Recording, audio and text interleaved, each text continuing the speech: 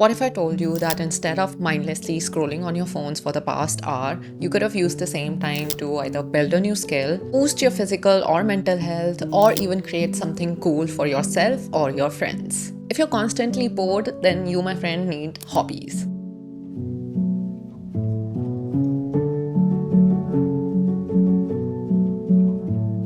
Hobbies are not just a way to kill time, they help you reduce anxiety and stress, build a discipline and focus, as well as boost your creativity and confidence. If you want to start building hobbies but don't know where to begin, then don't worry because here are 20 hobbies that you can try. I have ranked them from easy to hard based on the time, resources, and difficulty in my personal experience.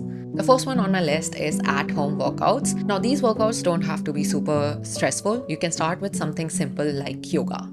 A while back, I came across this concept of cozy workouts. So you basically set up a cozy environment. You can turn on your mood lights, light some candles, and do some light stretches, maybe mat pilates. Or if you want to sweat a little, maybe try out a dance workout to your favorite K-pop song. Maybe you can try out a challenge where you learn how to do the splits or a headstand. Hobby number 2 is pipe crafts. Now, this hobby requires some art supplies, but they are not expensive at all, and you can easily find them on Amazon. I first came across this hobby on Pinterest where I saw people creating these impressive bouquets, lamps, and keychains out of cleaner pipes, but they are like different from your regular cleaning pipes. They're specifically made for crafts and come in a bunch of different colors. It's a fun and therapeutic way to spend your time, and at the end of this process, you have something that you can use as decor. Hobby number 3 is painting or drawing. If you're hesitating to try this out because you don't feel like you're very good at it, then you can try something simple like just doodling or calligraphy. And if not, you can try out abstract art and create some nice pieces for your walls. There are so many different mediums available to use, so you can just try out different things and see what you enjoy. Or you can even try out digital art if you have a tablet and a pencil. I personally use digital art to create assets for my websites as well as for content creation. Hobby number 4 is journaling. Now, I don't personally enjoy journaling where you have to write things down. If you're interested in art, then you can try out art journaling. And trust me, this is probably one of the best things that you could do for yourself. I have a few art journals that I created in the past. They contain so many memories from my life that I wouldn't otherwise remember. If you don't want to build an art journal from scratch, then there are ones that you can buy online and they come with prompts like this one that I bought a really long time back and haven't yet finished. I'm planning to do so by the end of this year. So it's called Wreck Your Journal and it has some really fun and crazy prompts that you can try out. Hobby number 5 is reading. I love reading before bed because it gives me a chance to wind down and not be on my phone right before I sleep. Hobby number 6 is puzzles.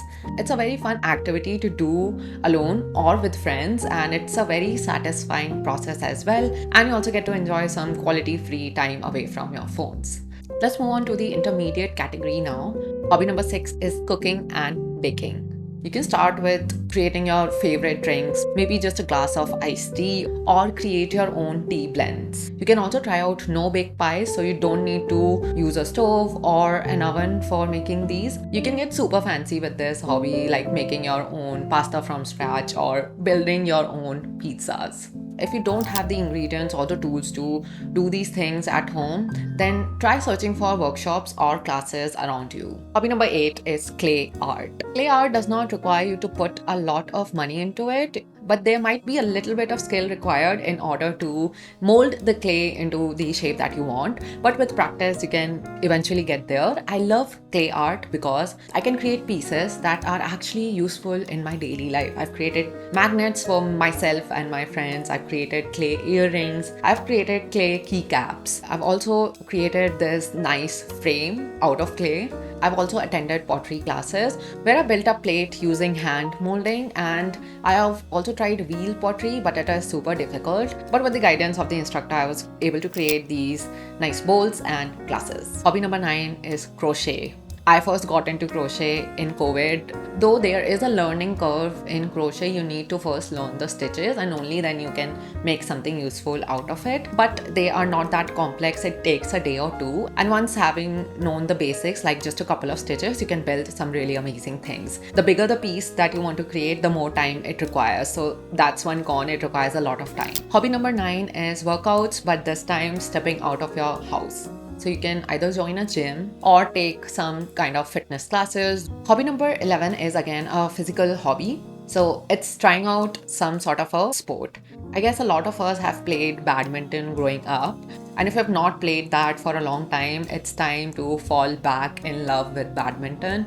Or you can even try out newer sports that are more trendy nowadays, like paddle or pickleball. Now let's move on to the more difficult hobbies on my list. Hobby number 12 is swimming. Now the reason why I've put it in the hard category, it's because if you don't already know how to swim, you'll need to pay for swimming lessons as well. And you'll also need access to a swimming pool. Plus you will also need to invest in a swimming costume, a cap and some goggles. So you need to put a bit more resources in this hobby, especially as a beginner. But I do believe swimming is a skill that everyone should learn. Hobby number 13 is coding. Now this one may not be for everyone. I am a bit biased towards this hobby because I come from a computer science background. So I actually learned it back in university. Though a lot of the practical stuff I learned by myself from YouTube. If you're even remotely interested in learning how to code, then I'm going to tell you that it's entirely possible to learn how to code by yourself, especially for free from online resources. If building websites or building games is something that attracts you, then you should give it a go.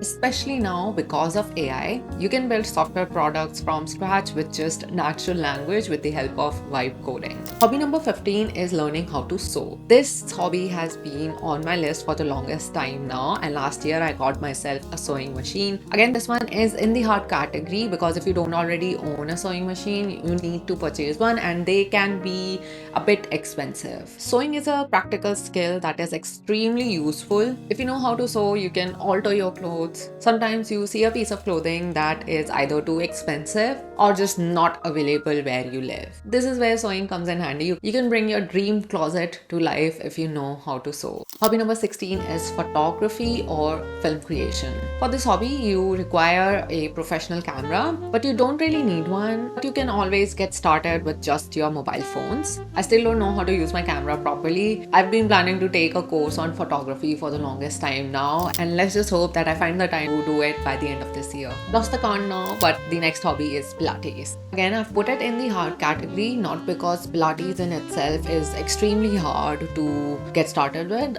but because Pilates is an expensive class. I personally bought 12 sessions within the last 2 months. I did enjoy the classes, but the only problem is that it's super expensive. Instead of renewing my membership, I thought maybe I could just get some sort of personal consultation instead, because I just felt that I would get more value back for the same amount of money. The next hobby is learning how to do your nails. Getting your nails done from a salon is also very expensive. The reason why I decided to learn it myself was because even when I was going out to get it done for me, I wasn't necessarily saving time, because during the duration when you're getting your nails done, you cannot really do anything else. So if I'm going to spend that time anyways, why not do it myself? At least I'll build a new skill, save some money, and also be able to get what I want. And even if at the end of the process the end result is not good, at least I did not pay someone else to ruin it for me. The next hobby is learning a new language. Learning a new language is such a long process. I decided to learn Korean back during COVID times, and I did make a lot of progress. I'm not going to lie, I've forgotten a lot of it though. I do remember the basics. I was learning it completely from free resources online, and it came in super handy when I went on my solo trip to Korea. I was able to at least create small sentences or ask questions whenever in need. Last hobby on this list is learning how to make resin jewelry. You need a a lot of supplies. You need a curing lamp, you need resin in the first place. Resin can be a bit expensive. You also need different jewelry findings or beads if you want to add beading to your jewelry, resin mold, and dried or pressed flowers. I recently learned how to do this because I went to this workshop with my friend. I knew once I came back home that I had to try this again. I made these earrings for myself and I'm planning to make more in the upcoming months. So if you love jewelry, try resin and create some unique pieces for yourself. With that, we have reached the end of my list and I hope at least one hobby clicked with you and you would leave this video feeling inspired or motivated to create something. That's all for this video. I'll see you guys in the next one.